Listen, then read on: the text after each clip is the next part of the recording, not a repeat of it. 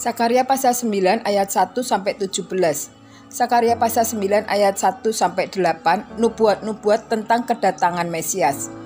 Hukuman atas bangsa-bangsa di sekitar Israel. Ucapan ilahi.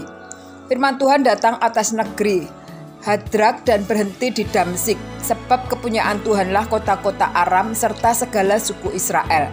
Juga Hamat yang terbatas kepadanya, pula Tirus dan Sidon, sekalipun mereka sangat bijaksana.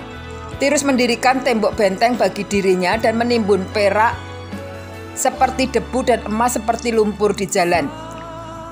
Tirus mendirikan tembok benteng bagi dirinya dan menimbun perak seperti debu dan emas seperti lumpur di jalan. Namun sesungguhnya Tuhan akan membuatnya miskin dan akan melontarkan kekuatannya ke dalam laut, dan kota itu sendiri akan habis dimakan api. Askelon akan melihat, lalu takut, juga Gaza, lalu gemetar sangat. Ekron pun sebab harapannya sudah kandas. Dari Gaza raja akan binasa, dan Askelon tidak akan didiami lagi. Di Asdod akan diam keturunan campuran, dan kebanggaan orang Filistin akan kulenyapkan. Aku akan melenyapkan darah dari mulutnya, dan kejijikan dari antara giginya. Dan yang tinggal dari mereka pun akan menjadi kepunyaan Allah kita. Mereka akan dianggap seperti suatu kaum di Yehuda.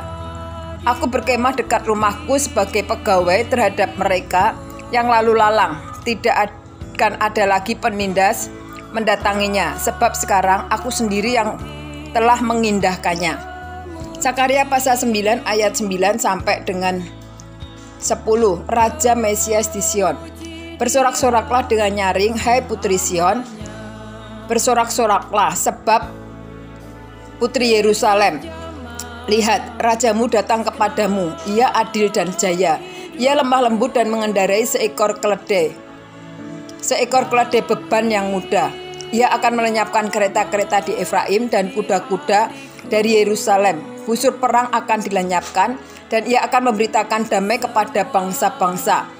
Wilayah kekuasaannya akan terbentang dari laut sampai ke laut, dan dari sungai Efrat sampai ke ujung-ujung bumi. Sakaria pasal 9 ayat 11 sampai 17. Israel dipulihkan kembali. Mengenai engkau, oleh karena darah perjanjianku dengan engkau, aku akan melepaskan orang-orang tahananmu dari lubang yang tidak berair. Kembalilah ke kota bentengmu, hai orang tahanan yang penuh harapan. Pada hari ini juga aku akan memberitahukan, aku akan memberi ganti kepadamu 2 kali lipat. Sebab aku melentur Yehuda bagimu, busurku isi dengan Efraim, dan aku mengayunkan anak-anakmu, hai Sion, terhadap anak-anakmu, hai Yunani, dan aku akan memakai engkau seperti pedang seorang pahlawan. Tuhan akan menampakkan diri kepada mereka, dan anak panahnya akan melayang keluar seperti kilat.